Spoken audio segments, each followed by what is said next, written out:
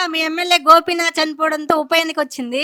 ఎట్లా ఈసారి కేసీఆర్ పార్టీ వస్తుందా, రేవంత్ రెడ్డి పార్టీ వస్తుందా? కేసీఆర్ రావాలమ్మా. ఇప్పుడు ఇంద్రమ్మ మున్పటి అది అనుకున్నాం, కాంగ్రెస్ అనుకున్నాం. ఇది చాలా డేంజర్ కాంగ్రెస్ వచ్చింది విద్యా. ఎందుకు డేంజర్ కాంగ్రెస్? పిల్లల బస్సులు ఫ్రీ చేసి ఆడపిల్లలు బతుకు ఖరాబ్ చేసింది. కారు పెళ్ళాళ్ళకి మొగన్ని పోతుండ్రు, ఆటోలో పోతుండ్రు. ఒక సన్న బియ్యం ఇచ్చేస్తే అయిపోయా బిడ్డ. దానికి ఎన్ని ఖర్చులు ఉంటాయి? ఏదైనా చేస్తే నిదానంగా. ఇది లేదమ్మా, అది ఎవరికి డ్యూటీలు పెట్టించిండ్రు? ఎవరికి డ్యూటీలు పెట్టించిండ్రు అమ్మా? ఎవరికి ఇండ్లు ఇచ్చిండమ్మా?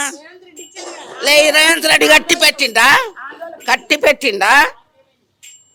అట్లనా? ఎదురు రావాలి, బాగుండదు. అవసరం పని చేసేటోళ్ళు అదే గుణం ఉంటాయి. వాళ్ళ దొంగలు మొత్తం పంచుకున్నాక మనకి ఇస్తారమ్మా. ఏ గ్యాస్ ఫ్రీ ఇచ్చిందంటే 1000 రూపాయలు తీసుకుంటున్నాడా?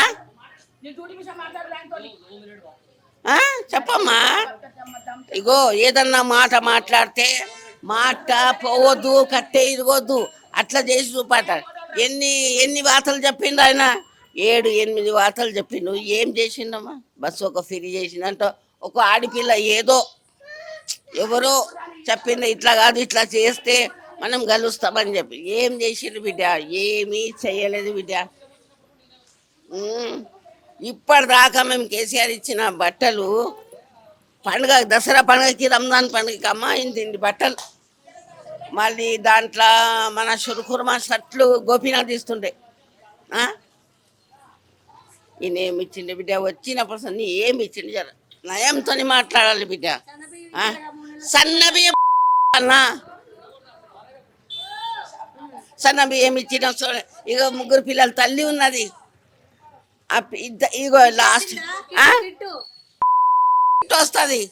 కిట్ పెట్టుకొని అదే కిట్టి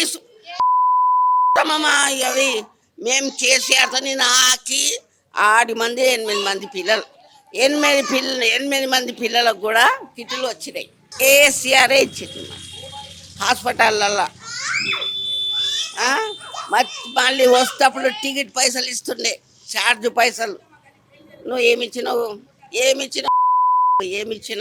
ఏమి ఇయ్యలేదమ్మా. ఎవరన్నా ఇప్పుడే వాళ్ళ లీడర్ అంట వాళ్ళు, అయ్యో నాయన మాకు ఈ బాధలు ఉన్నాయంటే ఎవ్వరు మా బాధలకి వినలేరు. ఇక ఆ పిల్లలు 3 పిల్లల తల్లి పింఛన్ గురించి తన్లాడిన.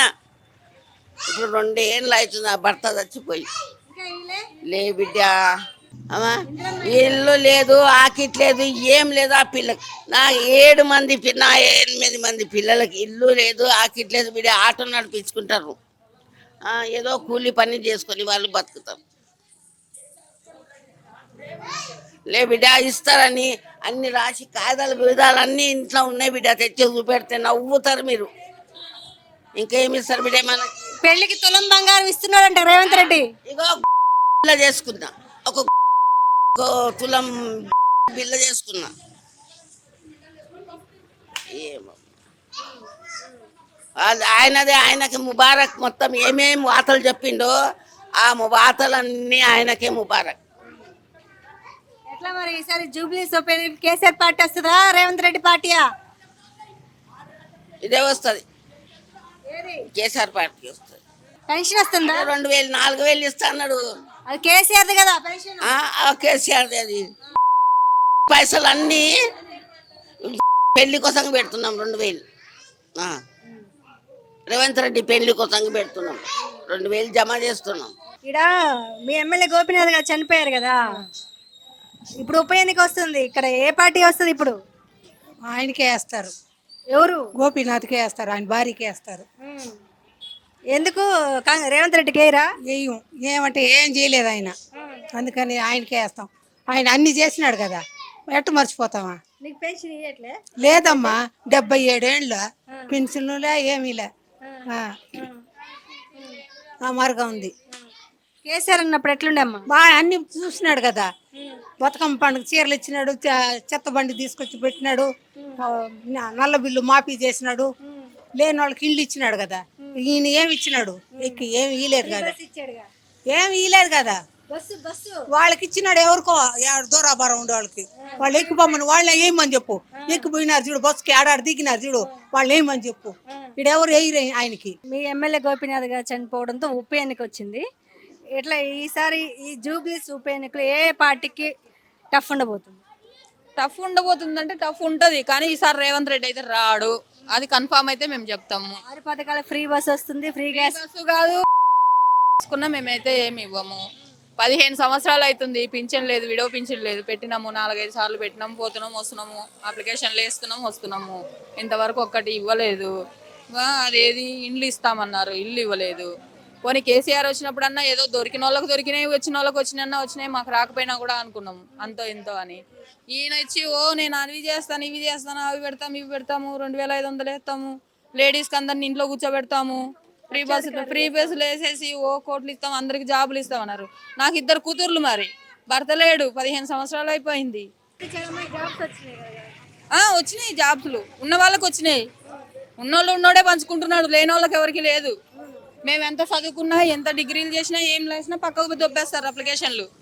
లంచం ఇచ్చిన వాళ్ళకు జాబులు వస్తాయి, మరి అంతే. రాజకీయవేత్తలు అంతా అంతే, ఉన్న వాళ్ళకు ఉన్న వాళ్ళే పంచుకుంటారు. ఏ బస్తీ లీడర్లు కానీ ఇంకెవరు కానీ ఇంకొకరు.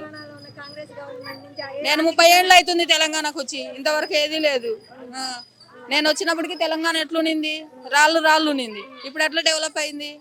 కేసీఆర్ చేసిండులే పాపం అంతా ఇంతో, ఆయన చేయలేదని చెప్పకూడదు, కానీ ఈయన వేస్ట్, ఈ రాజకీయం వేస్ట్, ఈ పాలన వేస్ట్. నెక్స్ట్ ఏం డిపాజిట్ కూడా రాదు, ఓపెన్ గానే చెప్తున్నా, డిపాజిట్ కూడా రాదు. వచ్చి వాళ్ళు కొట్టుకుంటారేమో, మేమైతే వెయ్యం. వేసాం కానీ ఒకసారి ఏదో ఛాన్స్ ఇచ్చాం అన్నట్టు, ఒకరిగా ఉంటే ఒకరైనా చేస్తారేమో అని ఆశ కొద్దీ ప్రజలు వేస్తారు, ఛాన్స్ ఇచ్చారు, ఆ ఛాన్స్ ఆయన పోగొట్టుకున్నాడు. పథకాలు మాకు లేవమ్మా, మాకు వచ్చేది 2000 పింఛనే. కేసీఆర్ ఇచ్చే పింఛనే ఇస్తుండు. ఇంకా 2 సంవత్సరాలు అయింది, కరెక్టే. పెంచుతా అంటుండు, పెంచలేడు.